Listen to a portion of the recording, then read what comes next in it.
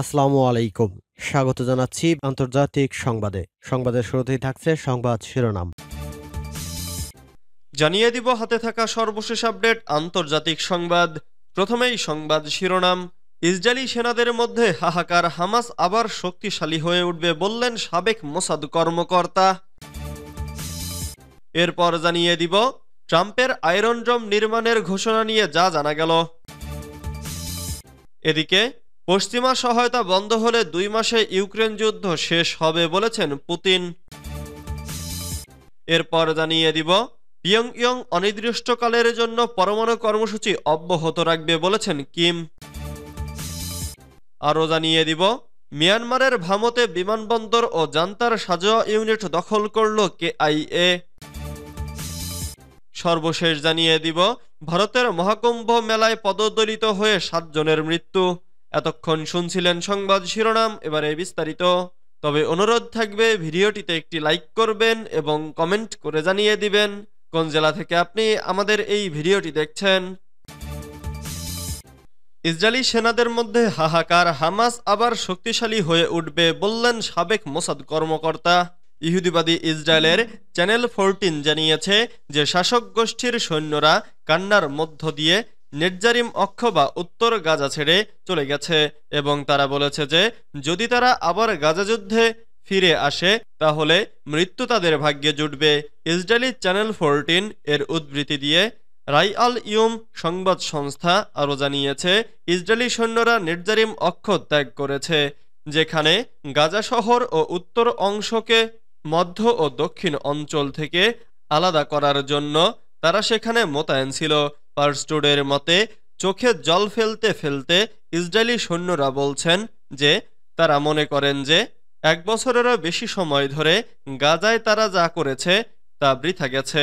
ফিলিস্তিনি শরণার্থীদের উত্তর গাজা উপত্যকায় ফিরে যাওয়ার অনুমতি দেওয়ার বিনিময়ে ইহুদি অরবেল সহ 6 জন ইসরায়েলি বন্দীকে মুক্তি দেওয়ার জন্য হামাস আন্দোলনের সাথে ইসরায়েলি সরকার একটি চুক্তিতে পৌঁছানোর পর সোমবার ভোরে নেটজারিম অক্ষ থেকে ইসরায়েলি সেনাবাহিনী প্রত্যাহার করে নেয়।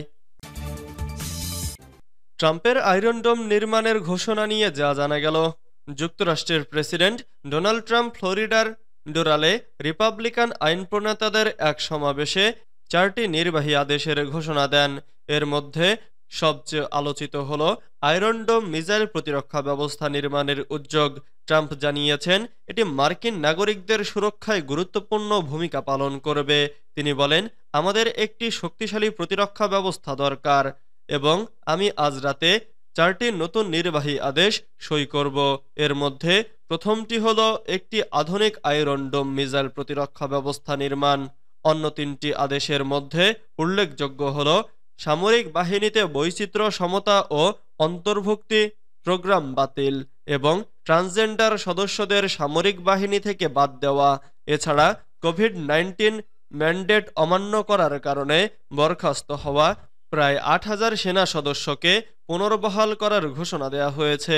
ট্রাম্প এ উদ্যোগগুলোকে যুক্তরাষ্ট্রের প্রতিরক্ষা ব্যবস্থা উন্নত করার গুরুত্বপূর্ণ পদক্ষেপ হিসেবে উল্লেখ করেন।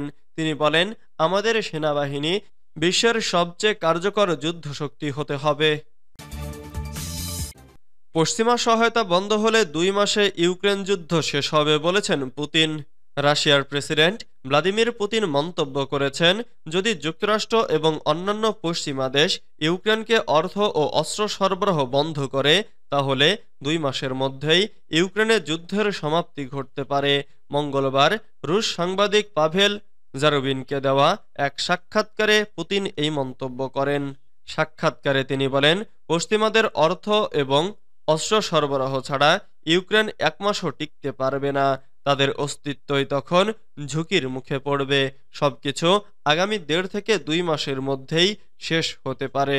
বাস্তবতা হলো বর্তমানে ইউক্রেনের কোনো সার্বভৌমত্ব নেই, তারা পুরোপুরি পশ্চিমাদের ওপর নির্ভরশীল। পুতিন আরও বলেন, যদি পশ্চিমা পৃষ্ঠপোষকরা সত্যি শান্তি চায় তাহলে এটাই উপযুক্ত সময়। রাশিয়া এ ইস্যুতে তার অবস্থান আগেই স্পষ্ট করেছে। 2015 সালের মিনস্ক চুক্তি লঙ্ঘন এবং ক্রিমিয়াকে রুশ ভূখণ্ড হিসেবে স্বীকৃতি না দেওয়ার পর 2022 সালের 24 ফেব্রুয়ারি ইউক্রেনে সামরিক অভিযান শুরু করে রাশিয়া। দীর্ঘ এই যুদ্ধের মধ্যে রাশিয়া ইতোমধ্যে দনেৎস্ক, লুহানস্ক, জাপোরিঝিয়া এবং খেরসন সহ 4টি প্রদেশের দখল নিয়েছে। পিয়ংইয়ং অনির্দিষ্টকালের জন্য পরমাণু কর্মসূচি অব্যাহত রাখবে বলেছেন কিম। উত্তর কোরিয়া অনির্দিষ্টকালের জন্য পরমাণু কর্মসূচি অব্যাহত রাখবে বলে ঘোষণা দিয়েছেন দেশটির সর্বোচ্চ নেতা কিম জং উন। বুধবার দেশটির রাষ্ট্রীয় সংবাদ সংস্থা KCNA এক প্রতিবেদনে এ তথ্য জানিয়েছে। যুক্তরাষ্ট্রের নবনির্বাচিত প্রেসিডেন্ট ডোনাল্ড ট্রাম্প উত্তর কোরিয়ার সঙ্গে কূটনৈতিক সম্পর্ক পুনরুস্থাপনের কথা বলার কয়েকদিন পর উত্তর কোরীয় নেতা এমন মন্তব্য করেছেন। পিয়ংইয়ংয়ের সরকারি বার্তা সংস্থা কোরিয়ান সেন্ট্রাল নিউজ এজেন্সি জানিয়েছে, সম্প্রতি পরমাণু সরঞ্জাম উৎপাদন কেন্দ্র পরিদর্শনকালে কিম সতর্ক করে বলেছেন, শত্রু দেশগুলোর সঙ্গে সংঘর্ষ অনিবার্য হয়ে পড়েছে এবং 2025 সাল হবে উত্তর কোরিয়ার পরমাণু শক্তি জোরদারের গুরুত্বপূর্ণ বছর।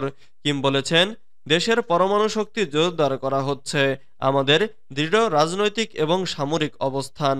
রিপোর্টে বলা হয়েছে, শনিবার কিম সমুদ্র থেকে উপকূলে কৌশলগত ক্রুজ ক্ষেপণাস্ত্রের পরীক্ষা চালানোর পর পরমাণু অস্ত্রের কারখানা পরিদর্শনকালে এমন মন্তব্য করেছেন।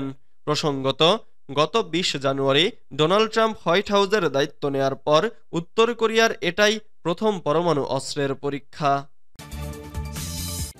মিয়ানমারের ভামতে বিমানবন্দর ও জান্তার সাজোয়া ইউনিট দখল করল KIA।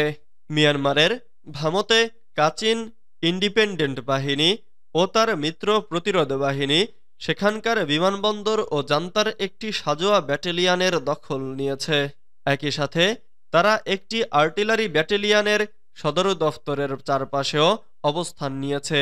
KIA এর মুখপাত্র কর্নেল নাউবো মিয়ানমারের সংবাদ মাধ্যম দ্য ইরাবতীকে সোমবার এসব তথ্য জানিয়েছে।